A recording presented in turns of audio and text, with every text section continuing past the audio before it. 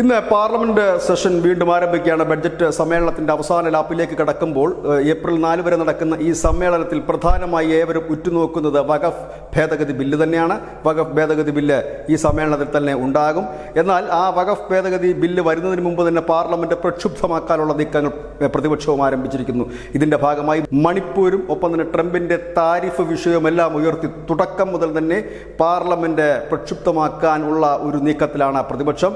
വഖഫ് ഭേദഗതി ബിൽ വരുമ്പോൾ സ്വാഭാവികമായി തന്നെ പ്രതിപക്ഷത്തിൻ്റെ വലിയ രീതിയിലുള്ള പ്രതിഷേധമുണ്ടാകും. കാരണം അത് നാം കണ്ടതാണ്. വഖഫ് ബില്ലിൻ്റെ ഈ റിപ്പോർട്ട് നമ്മുടെ ഉപരാഷ്ട്രപതി രാജ്യസഭയുടെ സ്പീക്കർ ആ റിപ്പോർട്ട് സ്വീകരിച്ചപ്പോൾ തന്നെ വലിയ നാടകീയ രംഗങ്ങളാണ് നമ്മൾ സഭയിൽ കണ്ടത്. എന്നാൽ അതിനേക്കാൾ വലിയ രീതിയിലുള്ള ഒരു രീതിയിലേക്ക് നീങ്ങാനാണ് പ്രതിപക്ഷത്തിൻ്റെ നീക്കം. ആദ്യഘട്ടത്തിൽ മണിപ്പൂരും ട്രംപിൻ്റെ താരിഫ് വിഷയം ഉയർത്തുക, വഖഫ് ഭേദഗതി ബില്ല് അവതരിപ്പിക്കുമ്പോൾ അതിനെതിരെയും ശക്തമായ പ്രതിഷേധം. ഇതിനിടയിൽ മുസ്ലിം പേഴ്സണൽ ലോ ബോർഡ് അടക്കം ഉള്ള സംഘടനകൾ വഖഫ് ബോർഡിനെതിരെ പ്രതിഷേധിച്ച് തെരുവിലിറങ്ങുമെന്ന് പറഞ്ഞു കഴിഞ്ഞിരിക്കുന്നു. പോപ്പുലർ ഫ്രണ്ടിന്റെ രാഷ്ട്രീയ മുഖമായ SDP-യും ഇതിനെതിരെ തെരുവിലിറങ്ങുവാനുള്ള ആഹ്വാനങ്ങളൊക്കെ നേരത്തെ തന്നെ നൽകിയിരുന്നു. ഇപ്പോഴത്തെ അവസ്ഥയിൽ എന്താകുമെന്ന് അറിയില്ല.